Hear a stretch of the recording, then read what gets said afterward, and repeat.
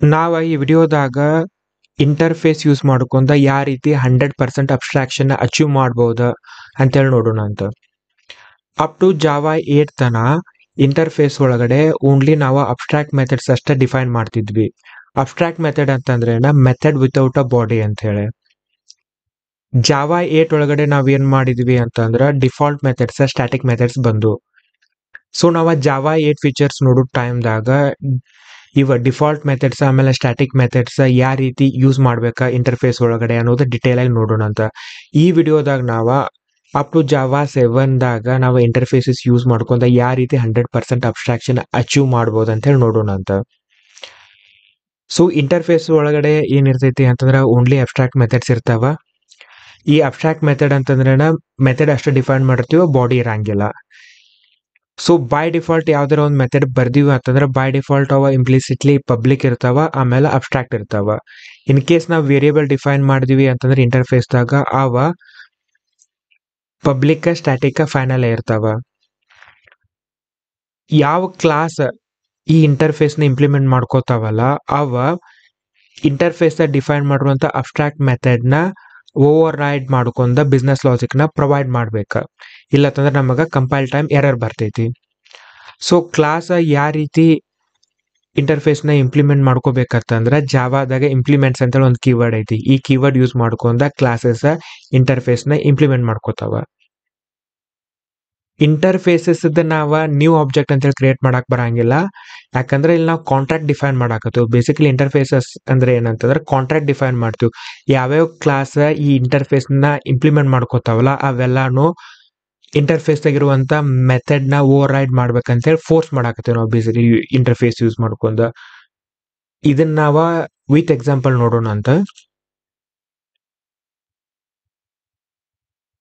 ನಮ್ದ smart devices ಅದಾವ.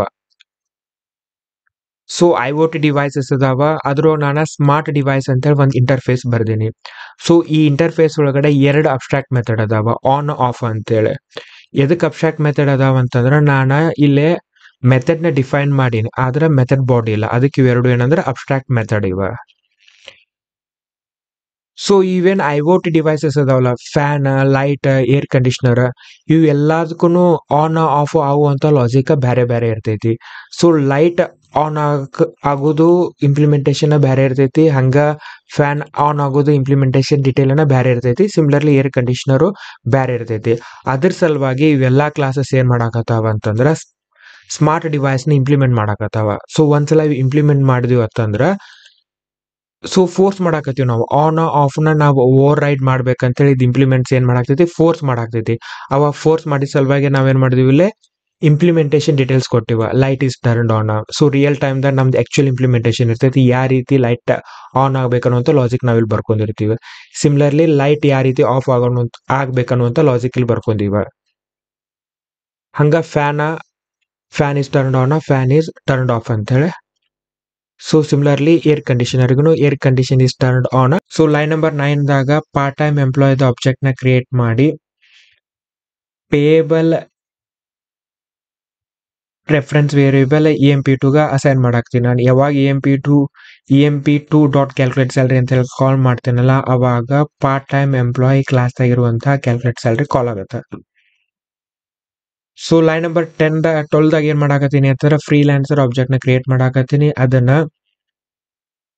EMP3 ಅನ್ನುವಂತ ಇಂಟರ್ಫೇಸ್ ರೆಫರೆನ್ಸ್ ವೇರಿಯೇಬಲ್ ಗೆ ಅಸೈನ್ ಮಾಡಾಕ್ತೀನಿ. ನಾನು ಯಾವಾಗ EMP3 ಡಾಟ್ ಕ್ಯಾಲ್ಕುಲೇಟ್ ಸ್ಯಾಲರಿ ಅಂತ ಹೇಳಿ ಕರಿತೀನಲ್ಲ ಅವಾಗ ಫ್ರೀಲಾನ್ಸರ್ ಕ್ಲಾಸ್ ಆಗಿರುವಂತ ಕ್ಯಾಲ್ಕುಲೇಟ್ ಸ್ಯಾಲರಿ ಕಾಲ್ ಆಗುತ್ತೆ. ಸೊ ಈ ರೀತಿ ಬೇಸಿಕಲಿ ನಮ್ದ ಇಂಟರ್ಫೇಸಸ್ ವರ್ಕ್ ಆಗ್ತೈತಿ. ಇದನ್ನ ನಾವು ಎಕ್ಸಿಕ್ಯೂಟ್ ಮಾಡಿ ನೋಡೋಣ ಅಂತ.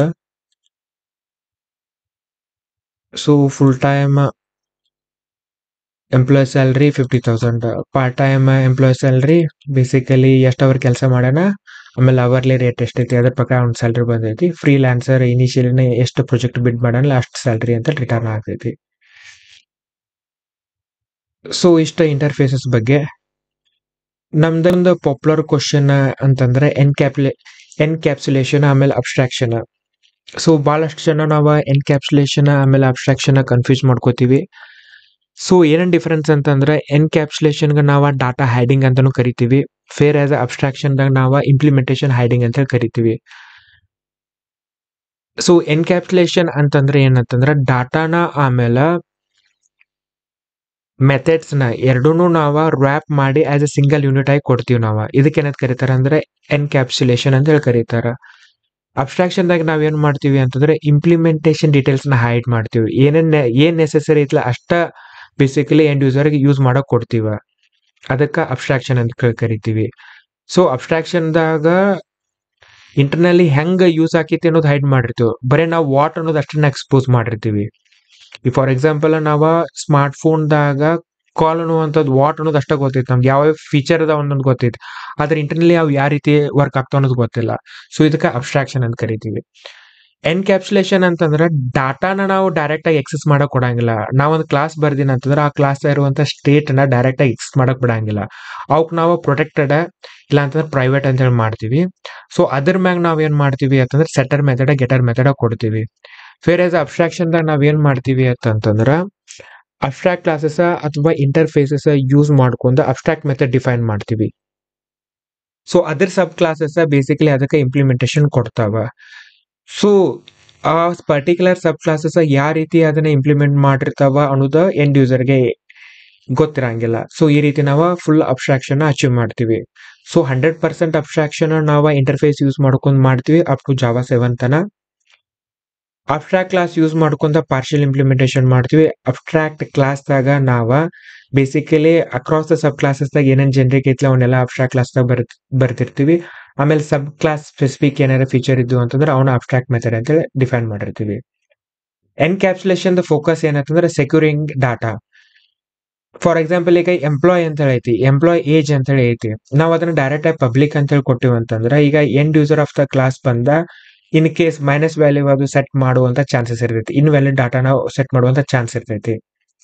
ಸೊ ಇದನ್ನ ಅವಾಯ್ಡ್ ಮಾಡೋ ಸಲುವಾಗಿ ನಾವೇನ್ ಮಾಡ್ತೀವಿ ಅಂತಂದ್ರ ಅವ್ರಿಗೆ ಈ ಡಾಟಾನ ಪ್ರೈವೇಟ್ ಅಂತ ಹೇಳಿ ಕೊಟ್ಟ ಅದಕ್ಕೆ ನಾವೇನ್ ಮಾಡ್ತೀವಿ ಸೆಟರ್ ಮೆಥಡ್ ನ ಎಕ್ಸ್ಪೋಸ್ ಮಾಡ್ತೀವಿ. ಆ ಸೆಟರ್ ಮೆಥಡ್ದಾಗ ನಾವೇನ್ ಮಾಡ್ಬೇಕು ನಮ್ಗ ಕಂಟ್ರೋಲ್ ಇರ್ತೈತಿ. ಇನ್ ಕೇಸ್ ಯೂಸರ್ ಏನಾರೆ ಇನ್ವ್ಯಾಲಿಡ್ ಡಾಟಾನ ಕೊಡಕ್ ಟ್ರೈ ಮಾಡಿದ ಅಂತಂದ್ರೆ ನಾವು ಅವಕ್ಕ ಕಂಡೀಷನ್ ಅಥವಾ ಎಕ್ಸೆಪ್ಷನ್ ಥ್ರೋ ಮಾಡ್ಬೋದು. Invalid data so A should be greater than 18 ಅಂತ ಈ ರೀತಿ ಎಲ್ಲ ಕಂಡೀಷನ್ ನಾವು ಬೇಸಿಕಲಿ ಆ ಸೆಟರ್ದಾಗ ಮೆನ್ಷನ್ ಮಾಡೋದು. ಈ ರೀತಿ ನಾವು ಡಾಟಾ ಹೈಡಿಂಗ್ ನ ಎನ್ಕ್ಯಾಪ್ಸುಲೇಷನ್ ದಾಗ ಎನ್ಫೋರ್ಸ್ ಮಾಡ್ತೀವಿ. ಸೊ ಇದ್ರದ್ದು ಎಕ್ಸಾಂಪಲ್ ಅಂತಂದ್ರೆ ಬ್ಯಾಂಕ್ ಅಕೌಂಟ್ ಬ್ಯಾಲೆನ್ಸ್ ಪ್ರೈವೇಟ್ ನಾವು ನೋಡಿದ್ವಿ ಇದನ್ನ. ಸೊ ಬ್ಯಾಂಕ್ ಅಕೌಂಟ್ ಈ ಮುಂದಿನ ಬ್ಯಾಲೆನ್ಸ್ ನೆಗೆಟಿವ್ ದಾಗ ಇರಬಾರ್ದು. ಸೊ ಅದಕ್ಕೆ ನಾವೇನ್ ಮಾಡ್ತೀವಿ ಸೆಟರ್ ಮೆಥಡ್ ನ ಎಕ್ಸ್ಪೋಸ್ ಮಾಡಿ ಎಲ್ಲಿ ಬೇಕಾಗಿರುವಂತ ಕಂಡೀಷನ್ ನಾವು ಕೊಡ್ತೀವಿ. ಅಬ್ಸ್ಟ್ರಾಕ್ಷನ್ಗೆ ಎಕ್ಸಾಂಪಲ್ ಅಂದ್ರೆ ಕಾರ್ ಡ್ರೈವಿಂಗ್. ಸೊ ನಾವೆಲ್ಲ ಕಾರ್ ಡ್ರೈವ್ ಮಾಡ್ತೀವಿ. ಬೇಸಿಕಲಿ ನಮಗೆ ಸ್ಟೀರಿಂಗ್ ಯಾವ ರೀತಿ ಯೂಸ್ ಮಾಡ್ಬೇಕಾ, ಎಕ್ಸೆಲೇಟರ್ ಯಾವ್ದು, ಬ್ರೇಕ್ ಯಾವ್ದು, ಬರೀ ವಾಟ್ ಅಷ್ಟ ಗೊತ್ತಿರ್ತೈತೆ ನಮಗ. ಆದ್ರೆ ಆಕ್ಚುಲಿ ಅದು ಇಂಟರ್ನಲ್ಲಿ ಯಾವ ರೀತಿ ವರ್ಕ್ ಆಗ್ತೈತಿ ಅನ್ನುವಂಥದ್ದು ನಮ್ಗೆ ಗೊತ್ತಿರಂಗಿಲ್ಲ. ಅದನ್ನ ಗೊತ್ತು ಮಾಡ್ಕೊಳ್ಳೋಂತ ಅವಶ್ಯಕತೆ ನಮ್ಗೆ ಇರಂಗಿಲ್ಲ, ಯಾಕಂದ್ರೆ ನಾವು ಎಂಡ್ ಯೂಸರ್. ಇದು ಅಬ್ಸ್ಟ್ರಾಕ್ಷನ್ ಎಕ್ಸಾಂಪಲ್. ಸೊ ಯೂಸೇಜ್ ಏನಂತಂದ್ರೆ ಡಾಟಾ ಪ್ರೊಟೆಕ್ಷನ್ ಆಮೇಲೆ ಸೆಕ್ಯೂರಿಟಿ. ಫೇರ್ ಆಸ್ ದ ಅಬ್ಸ್ಟ್ರಾಕ್ಷನ್ದಾಗ ನಮಗ ಬೇಸಿಕಲಿ ಇದೊಂಥರ ಬ್ಲೂ ಪ್ರಿಂಟ್ ಗತೆ ಆಕ್ಟ್ ಆಕೈತಿ. ಆಮೇಲೆ ಎಂಡ್ ಯೂಸರ್ಗೆ ವಾಟ್ ಅನ್ನೋದು ಕ್ಲಿಯರ್ ಆಗಿ ಗೊತ್ತಿರ್ತೈತಿ. ಅನ್ನೆಸೆಸರಿ ಡಾಟಾನ ನಾವು ಎಕ್ಸ್ಪೋಸ್ ಮಾಡಂಗಿಲ್ಲ. ಸೊ ಇಷ್ಟಿದೆ ಎನ್ಕ್ಯಾಪ್ಸುಲೇಷನ್ ಆಮೇಲೆ ಅಬ್ಸ್ಟ್ರಾಕ್ಷನ್ ದ ಡಿಫ್ರೆನ್ಸ್. ಸೊ ನೆಕ್ಸ್ಟ್ ವಿಡಿಯೋದಾಗ ನಾವು ಎಕ್ಸೆಪ್ಷನ್ ಹ್ಯಾಂಡ್ಲಿಂಗ್ ನೋಡೋಣ ಅಂತ. ಈ ವಿಡಿಯೋ ನಿಮ್ಗೆ ಹೆಲ್ಪ್ಫುಲ್ ಆಗೈತಿ, ಹೊಸದೇನಾರ ನಾವು ತಿಳ್ಕೊಳಾಗ್ತಿದೀವಿ ಅಂತ ಅನಿಸ್ತಂದ್ರೆ ಈ ವಿಡಿಯೋಕ್ಕೆ ಲೈಕ್ ಮಾಡ್ರಿ, ನಿಮ್ಮ ಫ್ರೆಂಡ್ ಜೊತೆ ಎಲ್ಲ ಶೇರ್ ಮಾಡ್ರಿ, ಈ ಚಾನಲ್ಗೆ subscribe agri. So thanks for watching.